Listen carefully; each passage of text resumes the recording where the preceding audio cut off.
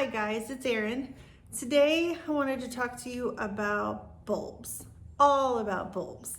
One of the best categories of flowers that you can grow to get blooms from the very earliest part of the spring, so the very latest part of fall heading into winter, are bulbs. When I say bulbs, I mean bulbs, tubers, corms, that whole grouping of plants.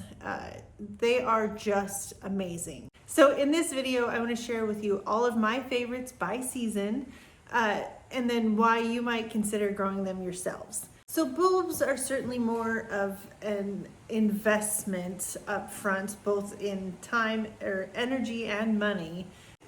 But in my opinion, they more than make up for it. These guys can be the absolute workhorses in your garden, and they are some of the most striking focal flowers that you will have in any arrangement that you make from the very beginning of spring to the end of the season. Also, most bulbs will come back year over year. So the financial investment will make up for itself after a few years. So let's start with the fall planted spring blooming bulbs.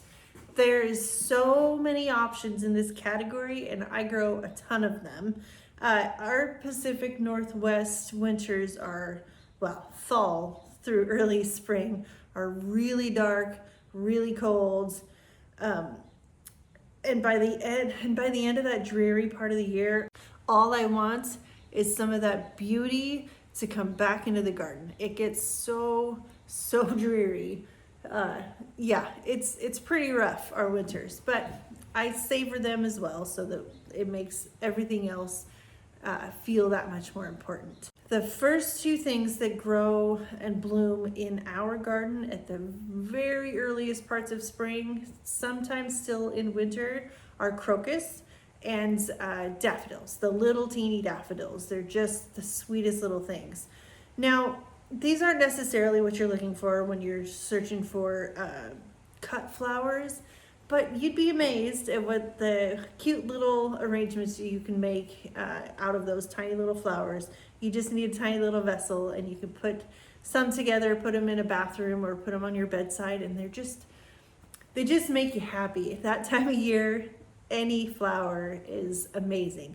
And crocus and those little daffodils, those don't cost much. You can put them in pots, you can put them in the landscape. They're just the first thing that gives you hope that the rest of the season's gonna be beautiful. So the next round of bulbs that will start to bloom early to mid-spring, which is usually around mid-March for us, is when the real cut flowers really start to come out. The three main bulbs that I get flowering at that time of year are narcissus, daffodils, anemone, and then the earliest of the tulip. So the great big double fluffy narcissus like Obdam or Delnashaw, those are super easy to put into arrangements in the spring these are the focal flower. These are what's blooming, and I like to pair them with flowering branches and lots of greenery, whatever is starting to come to life at that early part of the season, and they are just amazing. A couple of my favorites are British Gamble and Sir Winston Churchill.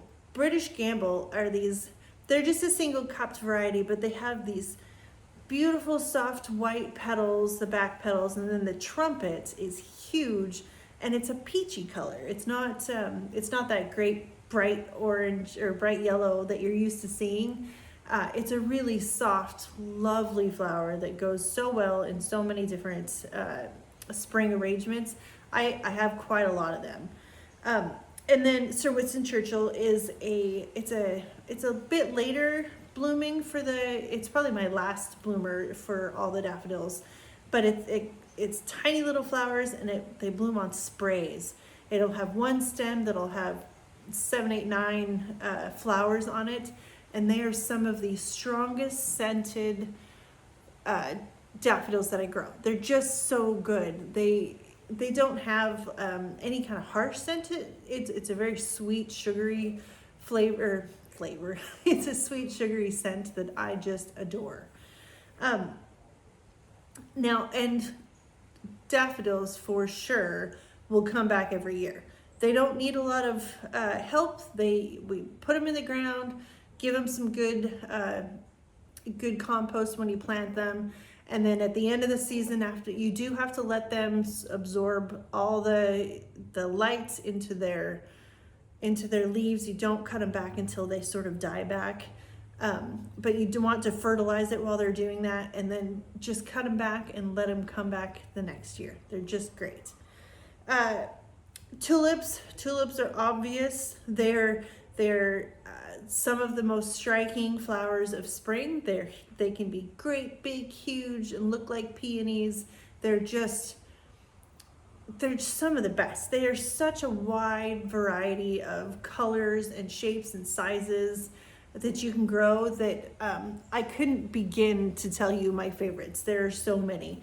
I have 4,800, no, I have about 5,000 tulips coming here in the next week or so that I got to get in the ground.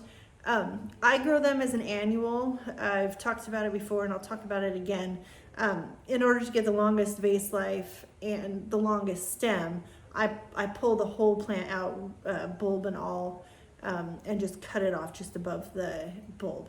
Part of the reason they do that also is that they're just not reliable, at least not in our climate, to come back year over year, so I don't even mess with it. Some of my favorites though really are the Dreamer. It's this peachy pink, beautiful double. Foxy Foxtrot, which is, it's also got some peach in it, but it's also kind of yellow, a double. Most of my favorites all fall in that double type flower. But another one that I really love is called Green Star, and it's actually a lily shaped flower. It's a single, and it's green and white. It looks like, it really looks like a lily, and most people think that it's a lily when they're looking at the bouquet that it's in. But the coloring of it, it can actually kind of lend as almost a foliage in a tulip bouquet. But it's just that striking shape of it. It opens up huge and wide, and it has pointed leaves that looks much like a lily, and I adore that one. But like I said, there's so many different varieties that whatever suits your fancy exists out there. And then these guys bloom for such a long period of time. I'll have six-ish weeks of tulips blooming in the garden, pulling them constantly every day, making bouquets out of them. And there's so much of them. There's so many of them that it's almost sort of sad, and the garden feels empty when they're done, because they're just so full and so striking. And yeah, tulips, definitely one of the best. Also, we talked about anemone. Anemone they're corms. I have videos that I've made about how to sprout, pre-sprout and plant and grow them.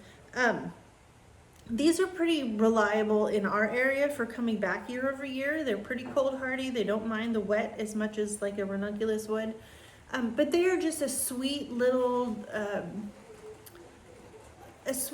cupped flower that has great big petals and dark centers, and they're just so good. In the early part of the spring, I will use them as a focal flower, but later on when I have some other like ranunculus or tulips that I'm pairing with them, they definitely take a back seat, and they're just a sweet little accent flower. When they first start blooming, their stems are really short, but over the season they'll get longer and longer, and I love them. My favorite's always going to be the panda variety, the white with black. The petals are pure white, and the center is a big black center, and they look so good. I love them, and I will grow them every year if I am so able to. So definitely grow those. I highly recommend you grow them, especially if you live in a climate like ours where it doesn't get super cold. Their cold hardiness is only down to probably a zone 7, but they do super well, and they are reliable to come back. And then some of the other miscellaneous bulbs that there are to grow for that early to mid-spring time frame is flowers like hyacinths and muscari and fritillaria and leucogym or snowflakes, snowdrops. They're really beautiful small flowers that give, well, the hyacinths can get pretty big, but they're short. Lots and lots of scent and color and just interest both in your garden and in flower bouquets if you so choose to go that way. I grow every single one of them. So they're some of the best. Okay, now later in the spring, April through May sort of time frame, Ranunculus and Alliums. Those are the two types of bulbs and corms that I highly, highly recommend. Ranunculus, they have the nickname of the Rose of Spring for a reason. They really are the biggest, most amazing multi-petaled flowers that have the longest vase life. They can last 2 weeks in a vase. They're just so good. They do really look like a rose. They look like some magical English rose that amazingly has that super long vase life. My experience here is that Ranunculus, I can get 6 weeks off of a fall planted fall planted patch, and then if I plant in the spring, which I usually do both, I will get another, I can get 4-ish weeks out of those, and they're just perfect. They kind of ebb the tide from when the tulips are fading, the ranunculus are coming on, and they're just these gorgeous, full, fluffy blooms that don't take a whole lot of effort to make a bouquet with. You can just do a bunch of, 7 or 10 of those, and that's all you need, and a bouquet is gonna look gorgeous. They do very well in this zone, at least for the first year. I have some I'm experimenting that I did save from the year before, so I'm going to plant those this year and we'll see how they do. We're pretty wet. You do have to take that into consideration and plant them somewhere that is well drained. They don't want to sit in water because they can rot. But as long as you take care of them, they are some of the best garden flowers. They're little tufts of green at the bottom, but then the flowers can get upwards of 18 inches, give or take. They're amazing. And my favorite varieties, I've talked before, are the pastel, like Galilee pastel mix. And then I have another salmon mix that I really like, but really any of them. I haven't found a ranunculus that I don't care for. Well, that's not entirely true. There's like the deep, dark burgundy black ones. They don't hold up very well to rain. The color kind of fades. So those ones I wouldn't go for, at least in my area, but if you're drier, that's probably not a problem. But the pastels, all the pastels, that time of year, that's what you want, really. At least that's what I want. Okay, and then alliums.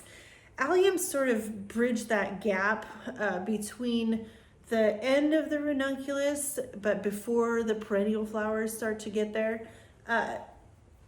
There's really is a gap there, and the allium with the great big globes of purple, they can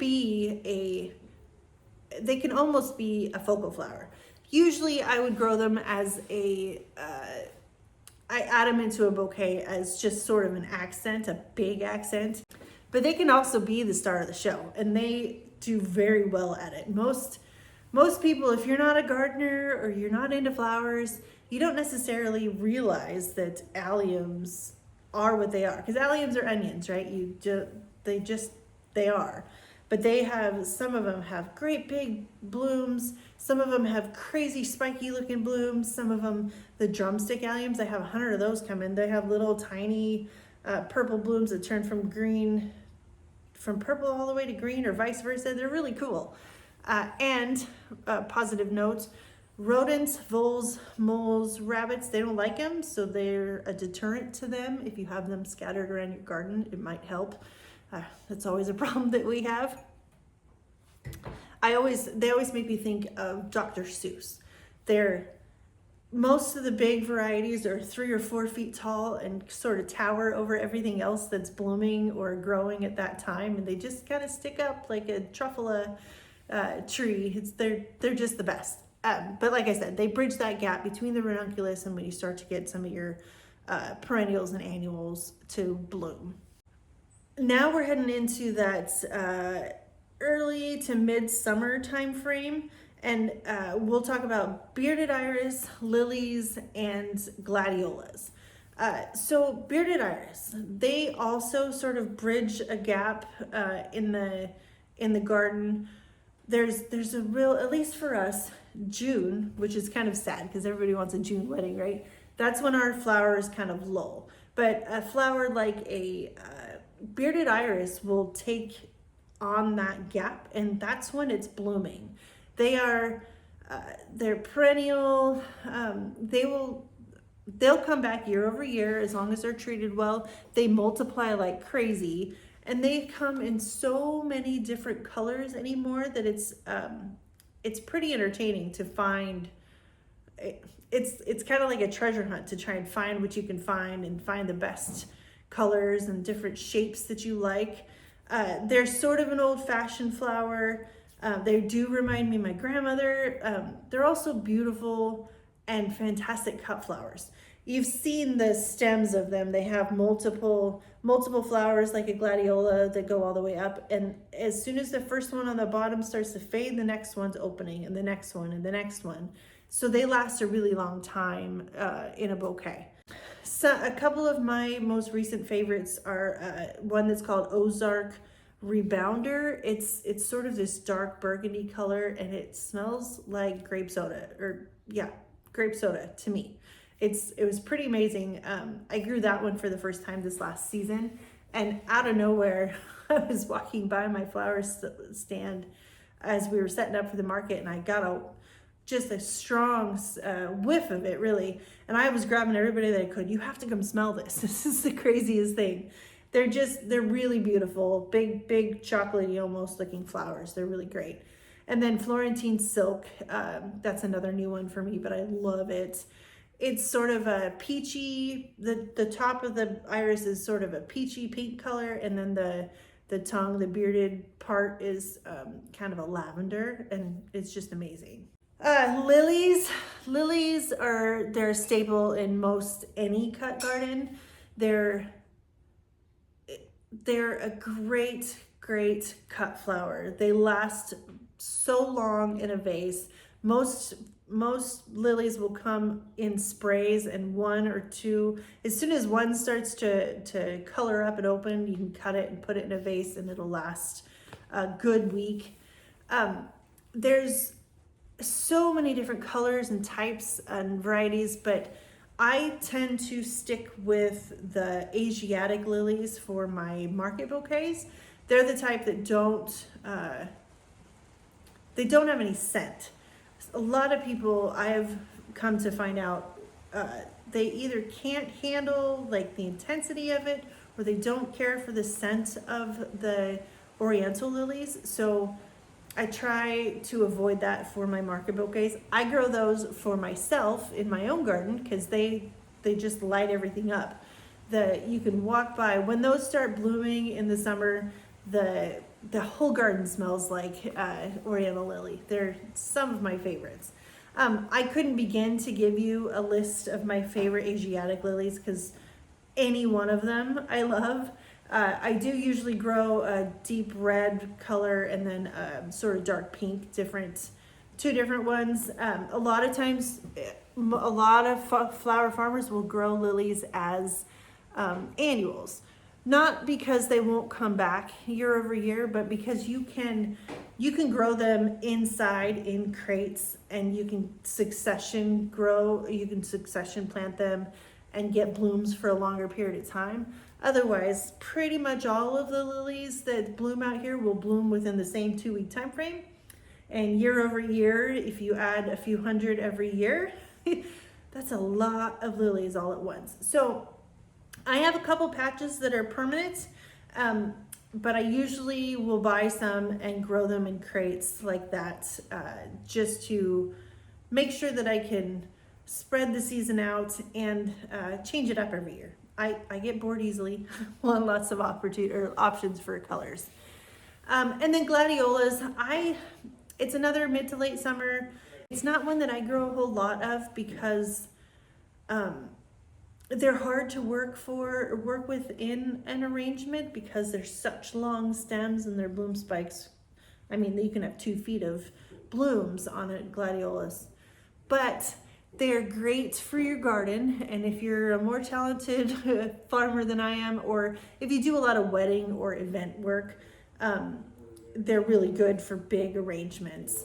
And again, you can get any number of colors that you can come up with. Okay, so the last time frame is my late summer into fall flowers. These are by far, in my opinion anyway, the showiest of all the blooms. That's when you get your dahlias.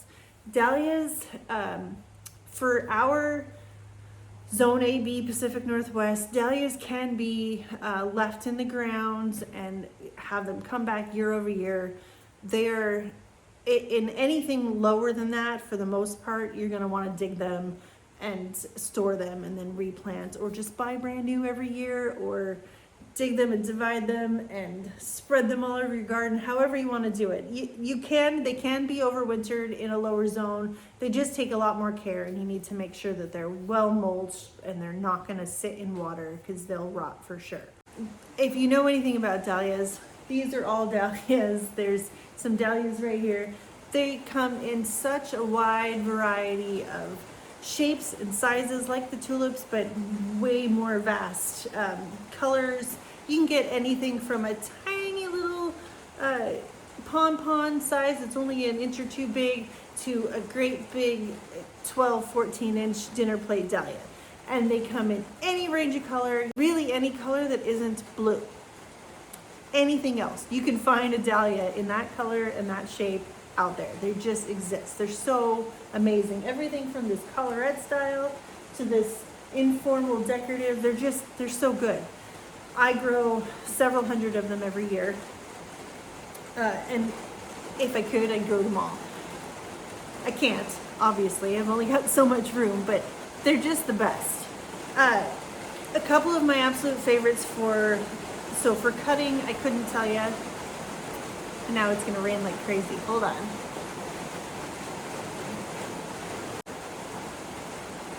So for cutting, I couldn't really give you a comprehensive list.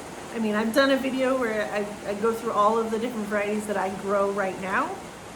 This one is Labyrinth. It's definitely on the top of that list. But for your landscape, there's 2 that I would recommend for sure. Some of the smaller, more sturdy stemmed flowers I would recommend. Linda's Baby, for me, it's a short variety. It's this beautiful peachy sort of color that I just love. But dahlias tend to flop. They get so big and so heavy and so covered in blooms that the first time you have a good strong wind or a good rain, they have a tendency to fall over. So they do benefit if you're going to put them in your landscape from staking, unless you get some really sturdy different varieties. The Linda's Baby type, the shorter ones, those will do pretty well. I've got one that I wish I knew the name of, but it's a pink water lily style that I got as a gift that has really super sturdy stems that I put into my landscape garden too. But most of the rest of them, I have a whole corralling system. Like I said, I've got other videos that I talk a lot about dahlias that you can go look at if you have more questions. Lilies and dahlias are spring planted. You can, like I said, if you live somewhere that's warmer, just put them in the ground whenever and they will come back year over year. But lilies and dahlias are kind of the iffy ones that you want to make sure that you plant them in the spring, and then once they get established, then they're good to go. But everything else, pretty much, you can plant in the fall, so right now, and then you'll have blooms the next season. Early in the spring with those crocus, and then all the way to a hard frost with the dahlias. They're just the best. There's also a couple of other flowers that bloom that time of year that are less flashy than a dahlia, but they add that little sparkle, that airy bit to your garden. One of them I would recommend is Acidanthera. It's in the Gladiola family, but it's this delicate little flower. You'll get a little bit of a spray on any given stem, and they are really beautiful, and they bloom that late part of the season. And then the other one is Crocosmia. They have that bright orange and red coloring, and they're just delicate little flowers. I do have to warn you that they will spread. They will take over an area if you let them. I have mine inside of sort of a contained garden, so it doesn't have anywhere that it can go, but they are prolific bloomers if you have them in a spot that they get a decent amount of water and lots of sunshine. You'll get tons and tons and tons of flowers. And they really do. They have the perfect coloring for heading into the fall this time of year. Okay, well, that's my list. That's a pretty long one. There are so many other options out there that I didn't even talk to. So in this area, because we have, like I said, such a long, dark, cold season, we have like 3.5 to 4 months. We only, even with that long, dark, cool season that we have, we really only have 3.5 or 4 months of the season that we don't have bulbs blooming of some kind. But those months really are dark and gloomy. So anything that you can do, anything that I can do to get blooms early in the season, they just feed my soul that time of year. So it kind of draws you out of hibernation when you live in the north. I don't know of anything else aside from maybe hellebores that will bloom that early in the season other than a bulb. They're just worth all of the energy that it takes to get them into your garden. So in the coming weeks, I will have loads of videos where I'm planting all these different types of flowers. I have, like I said, about 5,000 tulips. I have a couple hundred allium. I have, my anemone that are pre-sprouting right now. I just have a whole gamut of bulbs to get in the ground, and every one of them has a little bit different treatment. So I'll have videos coming up that walks you through all of those and unboxing, so you can see all the different varieties that I'm going to grow. It's a really busy time of year in the fall for all of this. It's a promise of spring, because at the time when you plant them, you just put them in the ground and you bury them, and then there's no instant gratification. You have to wait. But that anticipation of the blooms in the spring is my favorite part of the fall and the winter. I'm so excited to get all this work done and put everything to bed, just be ready for next spring. Okay guys, I really hope that you like this video. I hope that you are inspired to go try some of these yourself if you haven't before, hadn't thought about it. If you like the video, give it a thumbs up. If you have questions or comments or ideas or types of bulbs that I didn't talk about that you think maybe I should, leave a comment. If you haven't already, I encourage you to consider subscribing, and then I'll see you guys in the next video. Thanks guys.